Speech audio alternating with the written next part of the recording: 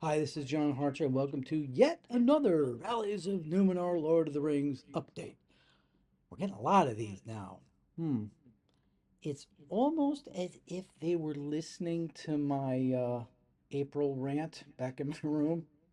Maybe that prompted them, but probably not. But weird timing. Before we move on to what just came out a couple weeks ago, let me catch up on the Hunt for Gollum. I forgot to add there was additional material in Fellowship of the Ring. If you go to chapter 2 in book 2, which is the Council of Elrond, there's an additional 6 whole pages about the hunt for Gollum. It starts around 329 in the paperback edition. Um, and it mainly deals with Aragorn's part in hunting for Gollum. So you have the 2 pages in Shadow of the Past, and then the 6 pages in Council of Elrond. So 8 whole pages plus however much those 2 paragraphs in the Tale of Years. So there you go. What a what a bunch of material to base a movie on. Fingers crossed. So anyway, I'm a little late with this. Really busy month. So let's take a look at the Rings of Power trailer that came out a couple weeks ago. A lot of people have commented on it, but we haven't heard what I've had to say. Hit it. Previously on Rings of Power. Yeah, we know where this. Oh, what happened there? Charlie Vickers is still getting a paycheck this season. Now, Durin mentions an ancient evil returning, but it could be that, or it could be something else that we've seen. Okay, well, here's all the heroes all in one shot. Well, at least this is something original. Oh, yeah. Kind of a shameless ripoff here. Well, if you're gonna steal, steal from the best. Okay, what's with the stigmata? Scene from the mummy here. And now Snake's coming out of the ground. Looks like Celebrimbor. He's in trouble. We got some orcs. We got Celebrimbor again. And oh, isn't that an eye? Huh. Who would have thunk it?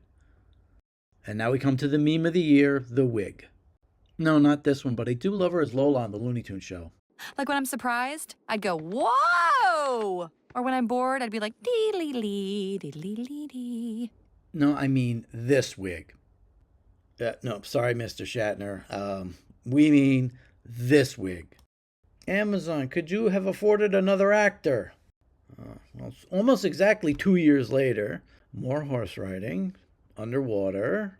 Disa, Old Durin, and the destruction of Khazad-dûm. Lindel in a crowd, Eladriel in the dark, an orc from the books. Remember, the show is called Rings of Power, so we get to see even more of them. Arondir goes Matrix. You thought Isildur was dead? Wouldn't be Tolkien without eagles. Theo Isildur and the Battle of Eregion with New Adar. Not Gandalf, only Harfoot. 2 shots that probably won't be together. Elrond in battle. I think those are the men's rings. And the capture of Sauron. And a couple more shots that probably don't go together. Is that Barad-dûr? We'll see. And in case you forgot, here we go. Finally. Okay, as you can tell, just a little bit of a snarky reaction there. It's not a very good trailer. It may look very nice, but it didn't exactly get people inspired to be, you know, all excited to watch the new season. In fact, as you saw from all over the internet, a lot of comments about the wig, a lot of comments about what's going on. It's like, trying to be Venom. It doesn't do what a good trailer does. Now, whatever you thought about, like, for example, The Force Awakens, that had an amazing trailer.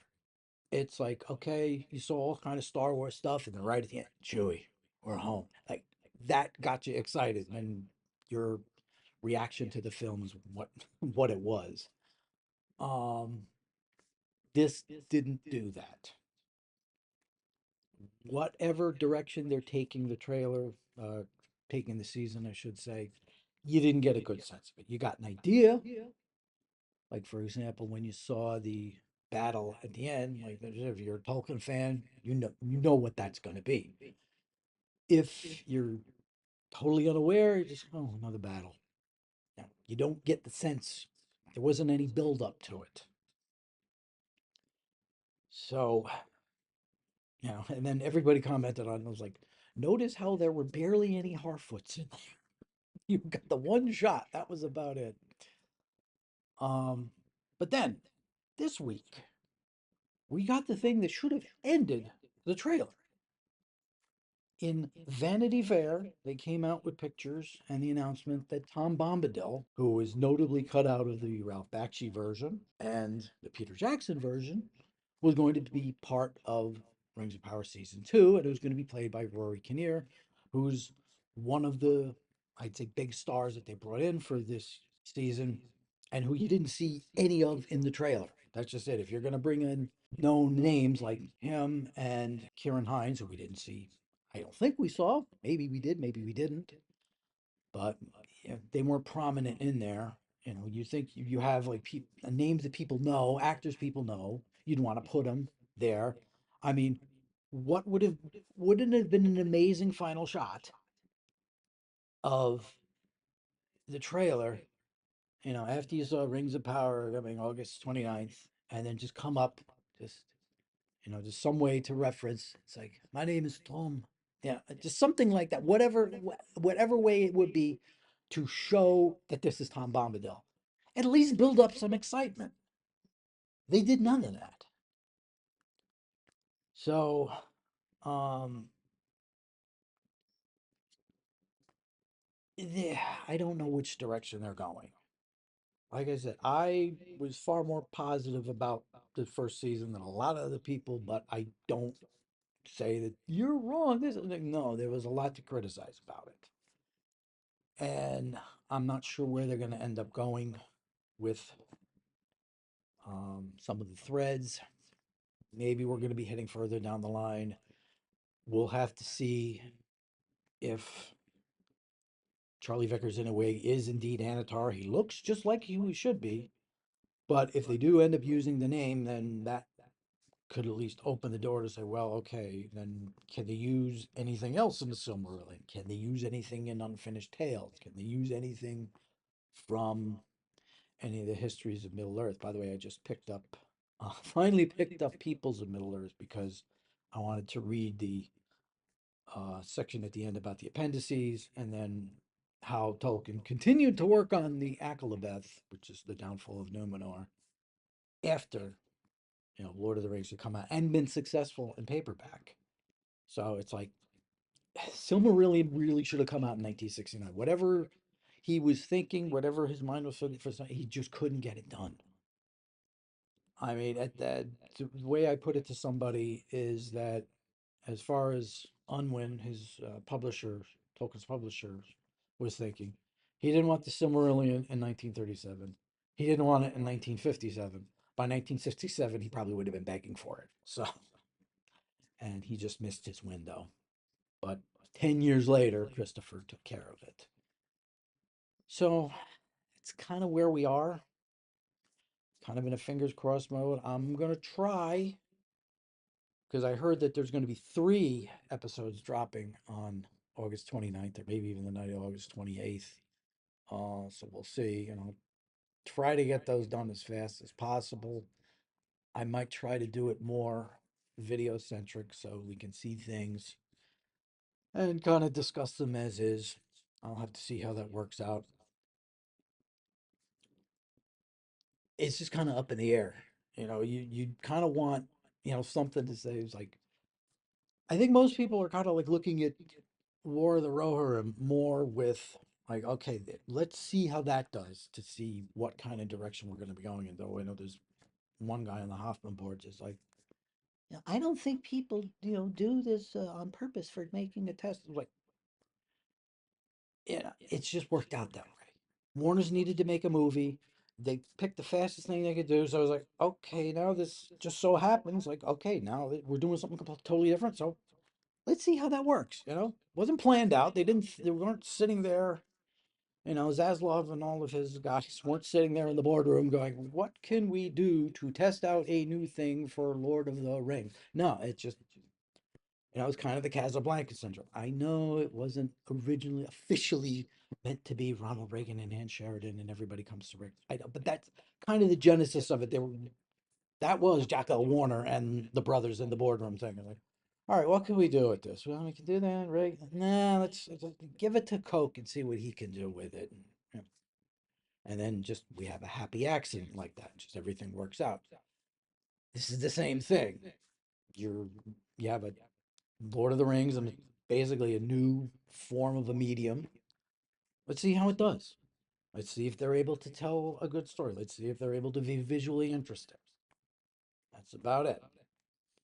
We know Rings of Power can be visually interesting, but we don't know how the story's going to turn out. The Hunt for Gollum is based on 10 pages out of the 1200 in the whole Lord of the Rings there. So we're just kind of in an unsure area now. So I think we just have to hope for the best. See if the Rings of Power can right the ship a little bit, get more into what was in the books, even though I think a lot of people are discounting what happened with the fact that they can only use a certain amount of things. And then I don't think they took into account the fact that maybe with the bucks that they had to throw around, that maybe they'd be able to pry into a little bit more and get themselves access to more of it. So they went down, like they went full down the Halbrand Road. And now to go and turn him into Anatar, it's like, wait, we're going to have another guy trying to make rings, and Galadriel's going to know that the last guy was Sauron, and now we're going to see another guy. It's like, it's going to have to be too much. And then there's the whole now wizard thing with the Meteor Man. They've gone so far down it looks like Gandalf, but we're not going to say yet, that if it doesn't turn out to be Gandalf, it's going to be, kind of like a cheat. It's like, oh yeah, this is one of the blue wizards. It's like, oh, why is he talking like Gandalf? I mean, they're not all, the same person. Saruman's different from Radagast, different from Gandalf, and different from the other two blue wizards who we really don't know anything about. I'm like, why wasn't it like the blue wizard and the red wizard? Why is there two blue wizards? I mean, Saruman's white, Gandalf is gray, Radagast is brown. Why two blue wizards? But anyway, that's what he did. So, fingers crossed. Let's just hope for the best and hope we just get something enjoyable that we can say, okay, they tried. They did their best, and I enjoyed what I was watching. I mean, that's it. Even Jackson couldn't replicate Lord of the Rings with The Hobbit. That's, like I said, it's one project where everything basically went right and one where basically everything went wrong. It's amazing it turned out as coherent as it did. So now everybody's kind of like, okay, Amazon's on their track, Warner's is on their 3-movie track, because we got the animated movie, Hunt for Gollum, and then there'll be one other after that, provided Hunt for Gollum doesn't completely bomb, which I don't think it should, but nowadays, with things in the movie theaters, who knows, all of a sudden March was a great month for movies. You had Dune, you had Godzilla and King Kong. I think there was like one other movie. And then Memorial Day weekend, which is usually the start of the summer season, stunk. Nobody wanted to see a Mad Max movie without Mad Max or just a cameo. And not too many people were thrilled to see Chris Pratt voiced Garfield. I don't know why. He did good with the other 2 times he did animation. So. But I guess Lorenzo Music and Bill Murray are still stuck in everybody's head. I mean, Frank Welker, when he did the animated show like 10, 15 years ago, it's on Netflix now, my son's like watching it, he like channeled Lorenzo Music. It's like, he just keeps, like, Frank, could you do, hello, this is Carlton, your doorman. Just try it, Frank. I just want to hear it. But anyway. So that's our update for now. One of these days, I'll get back to doing a regular episode. I know the final issue of the first year of Conan's going to be coming out next month. Maybe after that, for the end of next month, I'll be able to do a regular episode again, but we'll see. So thanks for watching.